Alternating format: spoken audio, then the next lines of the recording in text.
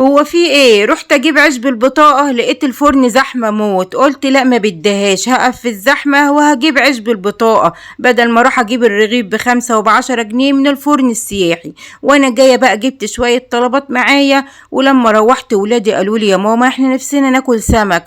قلت عندي هنا السمك غالي، وبيقولوا في سوق سيد حمادة السمك رخيص وكتير. خدت بعضي وطلعت على سوق سيد حمادة، وهناك اتصدمت. السلام عليكم ورحمة الله وبركاته. ازيكم يا اغلى اخواتي؟ ان شاء الله تكونوا بخير وباحسن حال. حابة اشكر كل متابعيني وارحب بكل المتابعين الجدد على دعمهم ليا وعلى التعليقات الحلوة، ربنا ما يحرمني منكم ابدا، اللهم امين. بصوا بقى، انا هقول لكم سبب غيابي وعدم تنزيل الفيديوهات ليه في الفيديو ده. انا رايحة فين دلوقتي؟ انا رايحة دلوقتي سوق الخصوص اللي هو سوق سيد حمادة في القليوبية، بعد المرج القديمة او بعد عزبة النخل، وهنزل هنا في محطة كشري الزعيم، وهدخل في الشارع اللي قدامكم ده. هلاقي السوق قدامي على طول، والسوق ده كل يوم. السوق ده شعبي يا جماعة، وفيه الأسعار فيه حلوة وحنينة عن بقية الأسواق. يعني البتنجان هتلاقوا كيلو وربع وكيلو ونص ب10 جنيه، الجزر هناك هتلاقوه ب15 جنيه وب20 جنيه، الفلفل هتلاقي كيلو ونص وكيلو وربع برضو ب10 جنيه. الأسعار حنينة، وكل اللي عايز يعرف أسعار السوق ده هسيب له اللينك في أول تعليق مثبت. بص بقى، لقيت زحمة كده على بتاع السمك، بقول هو فيه ايه؟ دايما الشعب المصري بيحب الزحمة في أي مكان، بيدخل يتفرج ويشوف ايه اللي بيحصل.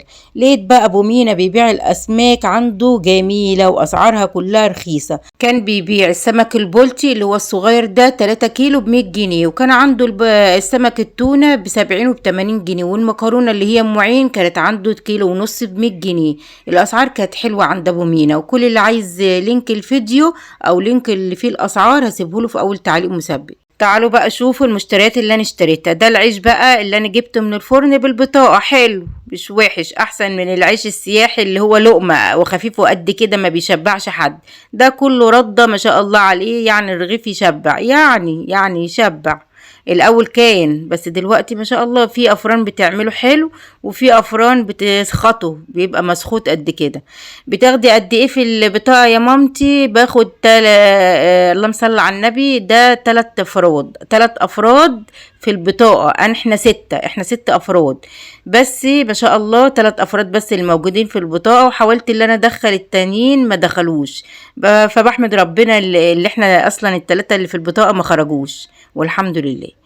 جبت بقى طعمية، جبت ب10 جنيه طعمية. اما لقيت بقى بتاع الطعمية لسه حاطط الزيت، مع ان الزيت اصلا هو حاطه مطين ب60 طينة، بس مش مهم. قلت بقى عشان جاية تعبانة مش هقدر اقلي. جبت ب10 جنيه، وجبت ب5 جنيه فول. اللهم صل على النبي. جبنة ايه تاني؟ جبت طبق جبنة كيري ب10 جنيه، ما شاء الله عليها. بصوا هما فردينها، بس انا ما اطبقها تبقى قد ايه، الحمد لله. وجبت بقى كيس ايه تاني؟ اللهم صل على النبي. جبت بيض، وجبت الكيس اللي بيظبط لي الدماغ ده، بقى كيس ب4 جنيه من السرجة، بجيبه كده اشربه على الفطار، بيظبط لي دماغي شوية، مع ان دماغي دي ولا اي حاجة تظبطها خالص من الصداع اللي انا ببقى فيه على طول 24 ساعة.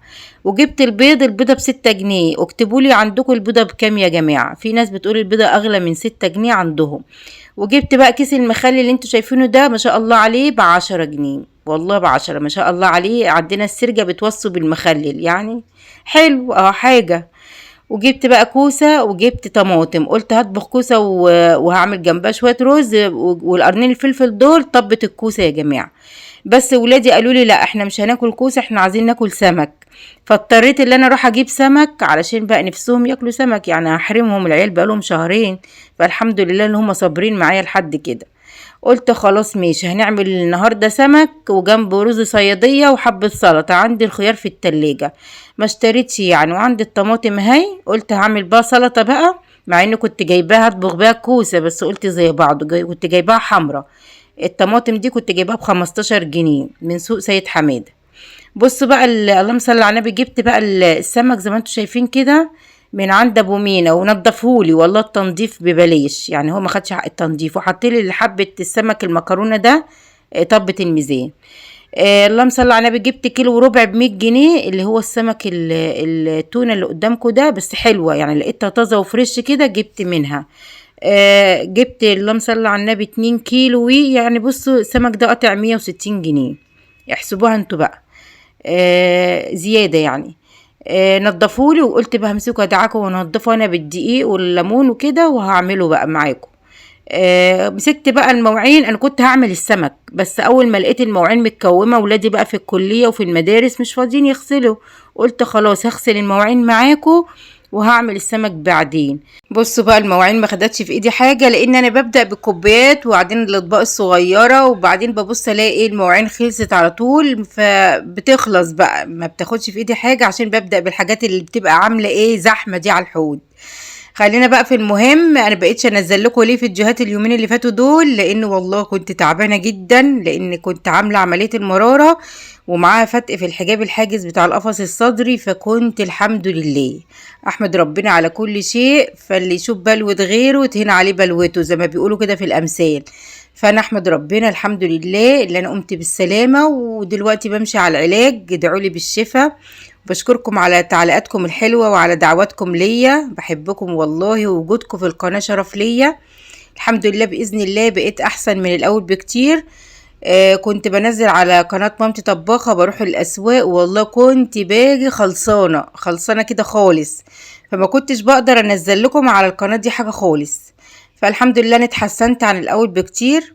ان شاء الله هنبدأ مع بعض كده، لان بصوا تعليقاتكم واشتراكاتكم في القناة شجعتني بجد اللي انا انزل لكم كل يوم فيديو. هنبدأ ان شاء الله نعمل روتينات وفلوجات وحاجات حلوة ويوميات وحاجات حلوة ان شاء الله في القناة. بصوا بقى يا جماعة، كان جاي لي تعليق كده على قناة مامتي طباخة، انت هدي شوية، انت كل يوم في سوق شكل. هرد على اللي كاتب لي التعليق ده، اقول له ايه غير الله يسامحك، انا مش هرد بالاساءة، لان انت ما تعلمش ظروف الناس وما تعلمش ظروف حد. فالحمد لله اي ست بتخرج للشغل بتبقى مضطرة، مفيش ست غاوية تعب ولا غاوية مرمطة، كل الستات بتبقى عايزة تستت وتصحى براحتها وتنام براحتها. فأي ست بتخرج للشغل بتبقى عايزة تحسن من مستوى بيتها، مستوى عيشتها، عايزة تجيب اللي ولادها نفسهم فيه، عايزة تجيب اللي هي نفسها فيه، مش عايزة تمد ايدها وتقول لحد اديني. فكل واحد وليه ظروفه، فاحنا ما نحكمش على الناس. واي ست بتخرج للشغل يا جماعة دي بتبقى ست مجتهدة، كلنا لازم نشجعها ونقف جنبها، لان ظروف الدنيا بقت صعبة، وانتوا شايفين دلوقتي الحاجة غليت وكل حاجة غالية، واللي عنده 5 6 عيال ولا 7 عيال هيجيب منين لما يكون هو مرتبه اصلا 3000 و4000؟ هيكفي اكل وشرب ومدارس وجامعة منين؟ فما كانتش الست تقف في ظهر جوزها باي فلوس او اي دخل او اي مشروع هي هتعمله، هيساعد، يعني ايد على ايد زي ما بيقولوا في المثل، ايد على ايد تساعد. اما لما يكون هو جوزها لوحده في الاخر هينفجر، هيقول لها يلا على بيت ابوك انت وعيالك، وروح عند ابوكي بقى كلي، ويرتاح هو من مصاريف في شهر شهرين 3 يرتاح. والله بشوف كده امثله كتير قدام عيني، اخر ما الزوج ما بيزهق بيمشي مراته بعيالها بكله على بيت اهلها، يلا. فهنعمل ايه؟ الدنيا صعبه ولازم الست برضو تساعد، وربنا يسترها ويرزق الناس كلها يا رب.